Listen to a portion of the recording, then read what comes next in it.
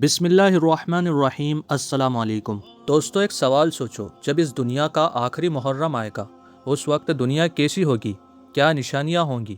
کیا اس دن کچھ ایسا ہوگا جو آج تک نہیں ہوا؟ اور کیا سچ میں قیامت محرم کے مہینے میں آئے گی؟ آج ہم ان سب سوالوں کے جواب دیں گے اسلامی تعلیمات کی روشنی میں، بالکل آسان زبان میں۔ محرم یعنی اسلامی سال کا پہلا مہینہ۔ یہ کوئی عام مہینہ نہیں ہے۔ اللہ تعالیٰ نے خود قرآن میں فرمایا ہے کہ 12 مہینوں میں سے 4 مہینے حرم یعنی بے حد عزت والے ہیں، اور ان میں سے ایک محرم ہے۔ حرم کا مطلب ہے وہ مہینہ جن میں لڑائی کرنا، گناہ اور ظلم کی ہر بات اور بھی زیادہ سخت منع ہے۔ محرم کا 10واں دن یوم عاشورہ کہلاتا ہے۔ یوم یعنی دن اور عاشورہ یعنی 10واں۔ یہ دن اسلام میں بے انتہا اہمیت رکھتا ہے، اور اس کی وجہ صرف ایک نہیں بلکہ کئی زیادہ ہے۔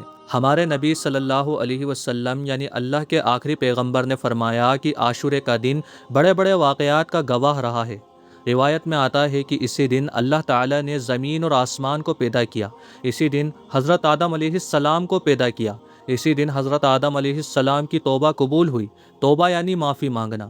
اسی دن حضرت نوح علیہ السلام کی کشتی جودی نام کی پہاڑی پر ٹھہری جب اللہ تعالیٰ نے طوفان کو روکا۔ اسی دن حضرت ابراہیم علیہ السلام کو نمرود کی آگ سے بچایا گیا۔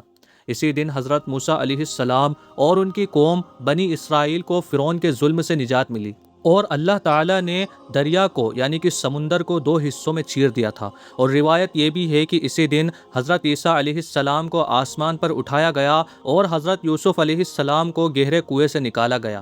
یعنی یہ ایک ایسا دن ہے جس پر اللہ کی رحمت اور مدد کا سلسلہ صدیوں سے جاری رہا ہے۔ جب ہمارے نبی صلی اللہ علیہ وسلم مدینہ تشریف لائے تو انہوں نے دیکھا کہ یہودی لوگ محرم کے 10ویں دن یعنی کہ عاشورے کے دن روزہ رکھتے ہیں۔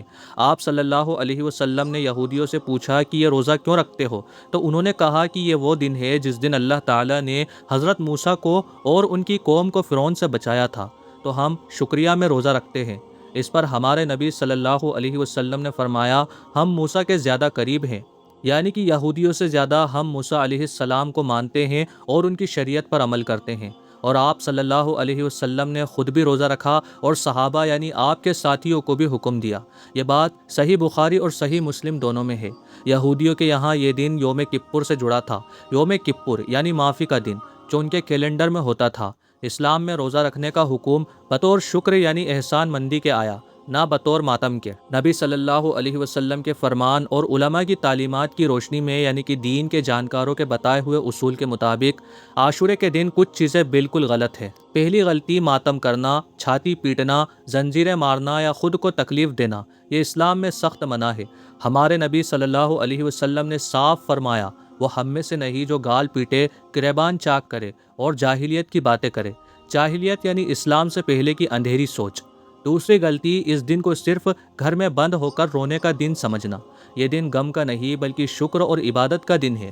تیسری غلطی، جھوٹی اور بے بنیاد روایتیں پھیلانا جو اس دن سے جوڑی جاتی ہے لیکن جن کی کوئی صحیح سند یعنی کہ کوئی ذریعہ نہیں ہے اور اسلام سے کوئی تعلق نہیں ہے۔ چوتھی غلطی، صرف 10ویں کی بجائے 9ویں اور 10ویں کا روزہ نہ رکھنا۔ نبی صلی اللہ علیہ وسلم نے یہودیوں سے الگ ہونے کے لیے 9ویں تاریخ کا روزہ بھی ملانے کا ارادہ ظاہر کیا تھا۔ یہ بات صحیح مسلم میں موجود ہے۔ سن 61 ہجری یعنی نبی صلی اللہ علیہ وسلم کی ہجرت کے 61 سال بعد محرم کی 10ویں تاریخ کو حضرت حسین رضی اللہ عنہ یعنی نبی صلی اللہ علیہ وسلم کے نواسے عراق کے ایک میدان میں جسے کربلا کہتے ہیں وہاں شہید ہوئے۔ ان کے ساتھ ان کے گھر کے لوگ اور قریبی ساتھی تھے۔ یزید کی فوج نے انہیں شہید کیا۔ یہ واقعہ حقیقی ہے۔ اس پر سنی اور شیعہ دونوں ایک ہیں، فرق صرف اس پر جواب دینے کے انداز میں ہے۔ سنی مسلمان اس واقعے پر دکھ ضرور رکھتے ہیں کیونکہ حسین رضی اللہ عنہ ہمارے دلوں میں بے حد محبت رکھتے ہیں، لیکن ماتم، رونا پیٹنا، جلوس اور خود کو تکلیف دینا اسلامی طریقہ نہیں ہے۔ ان سے محبت کا صحیح طریقہ یہ ہے کہ ہم ان کے راستے پر چلیں یعنی حق کی بات پر ڈٹے رہیں۔ اب بات کرتے ہیں اس وقت کی جو آ رہا ہے۔ نبی صلی اللہ علیہ وسلم نے قیامت سے پہلے کی بہت سی نشانیاں بتائی ہیں۔ کچھ چھوٹی نشانیاں جنہیں علامت صغریٰ کہتے ہیں، جو پہلے سے ظاہر ہو چکی ہیں۔ اب بڑی نشانیاں آئیں گی جنہیں علامت کبریٰ کہتے ہیں، وہ باقی ہیں، ان واقعات میں شامل ہیں۔ امام مہدی کا ظہور ہونا، ظہور یعنی پرکٹ ہونا۔ امام مہدی جو ایک ایسے شخص ہوں گے جو مسلمانوں کی رہنمائی کریں گے۔ ان کا نام محمد بن عبداللہ ہوگا، وہ نبی کی نسل سے ہوں گے۔ اس کے بعد دجال آئے گا۔ دجال یعنی سب سے بڑا جھوٹا اور دھوکے باز، جو دنیا میں فتنہ پھیلائے گا، یعنی بڑی بلائیں اور آزمائش پھیلائے گا۔ اس کے پاس ایسی طاقتیں ہوں گی جو لوگوں کو دھوکہ دیں گی۔ پھر حضرت عیسیٰ علیہ السلام آسمان سے اتریں گے دمشق کے پاس اور دجال کو ختم کریں گے۔ پھر یاجوج ماجوج یعنی دو بڑی طاقتور قومیں نکلیں گی اور زمین پر فساد یعنی کہ بربادی مچائیں گی۔ اس کے بعد زمین سے دبۃ الارض یعنی ایک جانور نکلے گا۔ آسمان سے دھواں اٹھے گا، دخان، جو پوری دنیا کو گھیر لے گا۔ سورج مشرق یعنی کہ پورب کی بجائے مغرب یعنی کہ پشچم سے اگے گا۔ اس دن توبہ کا دروازہ بند ہو جائے گا۔ نبی صلی اللہ علیہ وسلم نے فرمایا، ایک وقت آئے گا جب زمین کے سبھی کونے آپس میں مل جائیں گے۔ آج ہم دیکھ رہے ہیں ہوائی جہاز، انٹرنیٹ، موبائل، ان سب نے دنیا کو ایک گاؤں بنا دیا ہے۔ یہ بھی نشانی ہے۔ فرمایا علم یعنی دینی گیان اٹھ جائے گا، جہالت یعنی اگیانتا پھیل جائے گی۔ فرمایا شراب عام ہوگی، زنا یعنی بدکاری کھلے عام ہوگی، سود یعنی کہ بیاج لینا دینا ہر جگہ ہوگا۔ کیا یہ سب آج نہیں دیکھ رہا؟ فرمایا ایک دور آئے گا جب ہر کوئی لمبی لمبی عمارتیں بنانے پر فخر کرے گا، فخر یعنی کہ غرور اور گھمنڈ کرے گا۔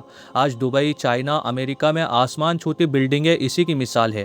آرٹیفیشل انٹیلیجنس یعنی AI یعنی کہ مشینی دماغ اب انسان کی جگہ لے رہا ہے۔ آوازیں نقل ہوتی ہیں، وائس کلوننگ ہوتی ہیں، چہرے بنائے جاتے ہیں دجال کے فتنے کی طرح، جہاں نقل اور اصلیت میں یعنی کہ اوریجنل اور فیک میں فرق کرنا مشکل ہو جائے گا۔ اور آج ہم سب یہی دیکھ رہے ہیں۔ آج AI اتنا آگے پہنچ گیا ہے کہ ہم پتہ نہیں لگا سکتے کہ کون اصلی ہے اور کون نقلی ہے۔ اب بڑا سوال، کیا قیامت محرم میں خاص کر عاشورے کے دن آئے گی؟ تو کچھ علماء یعنی دینی جانکار کا یہ کہنا ہے کہ جس طرح بڑے بڑے واقعات عاشورے کے دن ہوئے، جیسے زمین اور آسمان کی پیدائش، نوح کی کشتی کا ٹھہرنا، اور بھی ایسے بڑے بڑے واقعات ہیں، تو ممکن ہے کہ قیامت بھی اسی دن آئے گی۔ اللہ کی طرف سے اس بارے میں کوئی پکی خبر نہیں دی گئی، اور نبی صلی اللہ علیہ وسلم نے خود فرمایا کہ قیامت کا علم صرف اللہ کو ہے۔ لیکن روایت میں یہ ضرور ہے کہ جمعے کا دن یعنی شکروار کا دن قیامت کے لیے بطور دن زیادہ ذکر ہوتا ہے، اور بعض روایت میں عاشور حرم یعنی عزت والے مہینوں میں بڑے واقعات کا ذکر ہے۔ تو یہ ہم پکے طور پر تو نہیں کہہ سکتے، لیکن محرم کا مہینہ، عاشورے کا دن اتنے بڑے بڑے واقعات کا گواہ رہا ہے کہ یہ ممکن نہیں کہ یہ مہینہ خالی ختم ہو۔ اللہ نے اس مہینے کو چنا، اور جو کچھ ہونا ہے وہ ہوگا۔ دوستو، 10 محرم کا دن یعنی کہ عاشورے کا دن ہمیں یہ یاد دلاتا ہے کہ اللہ کی مدد ہمیشہ آتی ہے، لیکن ان لوگوں کے لیے جو حق کے لیے کھڑے رہتے ہیں۔ حضرت موسیٰ سمندر کے کنارے کھڑے تھے، دشمن پیچھے تھا، مگر انہوں نے کہا اللہ میرے ساتھ ہے۔ حضرت حسین رضی اللہ عنہ اکیلے کھڑے تھے، ہزاروں کی فوج سامنے تھی، مگر انہوں نے جھکنے سے انکار کیا۔ اصل عاشورے کا پیغام تو یہ ہے، کم نہیں ہے، ہمت ہے، رونا نہیں ہے بلکہ سبق حاصل کرنا ہے، ماتم کرنا، چھاتی پیٹنا نہیں ہے بلکہ عمل کرنا ہے۔ اس عاشورے یعنی کہ 9 اور 10 محرم کو روزہ رکھو، اللہ سے معافی مانگو، اور یہ دعا کرو کہ اے اللہ، جب دنیا کا آخری محرم آئے تو ہم اس میں تیرے فرما بردار ہو کر ملے۔ اللہ تعالی ہم سب کو دین اسلام میں کامیابی نصیب فرمائے۔ اللہ تعالی آپ کا اور ہمارا حامی اور مددگار ہو، آمین۔